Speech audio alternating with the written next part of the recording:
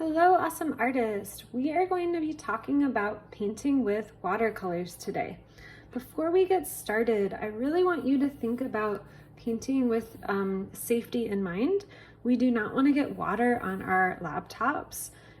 So I know that you are painting at home while you are in art class. So please try and set up your workspace so that your cup of water is not too close to your laptop. Maybe kind of like this situation that I'm showing you here in this picture. Also, you don't need very much water. You can just put a little bit in a cup to use for your watercolor paint sets.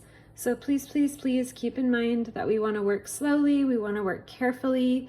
We don't want our water cup right on our laptop. We want it away from the laptop. And we don't want to be in a big rush. We just want to take our time.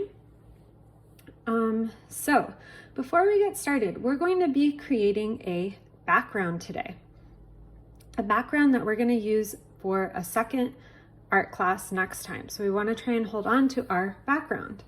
We have talked about background, middle ground, and foreground in art class before. We're going to be creating a cityscape. Cityscape is a picture that has a city. We also have a landscape and seascape, but today we're going to focus on a cityscape. We're going to draw inspiration for our sky of our cityscape from Vincent van Gogh's The Starry Night. So we want to start off by drawing our middle ground. Our middle ground is a line that separates the land from the sky. In our case, it's going to be in the shape of a city. So I'm going to just draw one line across my paper in the middle with different shapes that make a city. I'm also going to add some windows, and we're using crayons because crayons will resist the paint. Crayons have wax in them, so they will resist water. And you can do your city however you want. We just want to leave some space up here for the last step of our project that we'll be working on next time. So I'm going to add some windows. So I'm going to work on this a little bit more.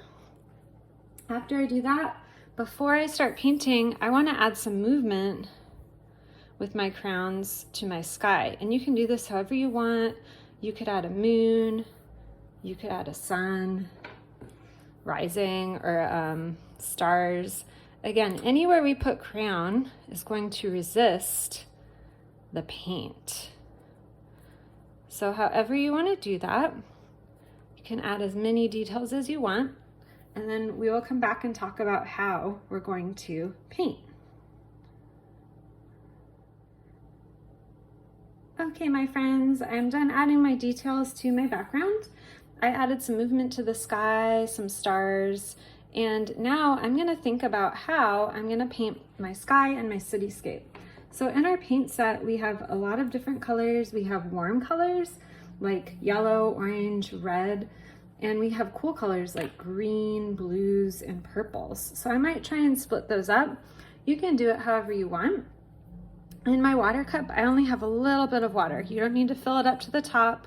We don't want to do that. We just need a little water for our paint set. So I'm going to dip in my water. I'm going to get my paint a little bit wet. And I'm going to just start going in a back and forth motion. And this is watercolor, so the more water you add to the paint, the more thin it will get and the more you can use it. It's not really dark. We don't need it really, really dark. And again, you can see how the crayon is resisting the paint. So I'm going to work on painting my city. I'm going to work on painting my sky. When you're painting the sky, it kind of helps if you go in like a horizontal direction with the paint. You might need to dip in the paint a few times to get it wet, and then you can keep adding water. I might do kind of like a sunset theme here. So again, work slowly with the paint. Don't be in a big rush. We don't want to get the paint on anything. I'm only using a little water. If you need to dip on your napkin between colors, you can, but you might not need to. So I'm going to work for a bit and then we will have another chat. Have fun. Hello, my friends. So I am just finishing up the sky of my cityscape. I used mostly cool colors. I used purples, blues, and a little bit of pink. So now I'm gonna go in and work on painting my city. Again, the crayon is resisting the paint, which is great. If you wanted to add more details to your city before you paint it, you can. And again, you can paint it however you want. Right now I'm just kind of using pinks. Again, you don't need a whole lot of water.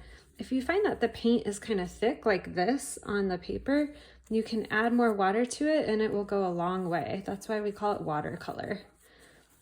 So just from that one little dip on the paint, I got all that color.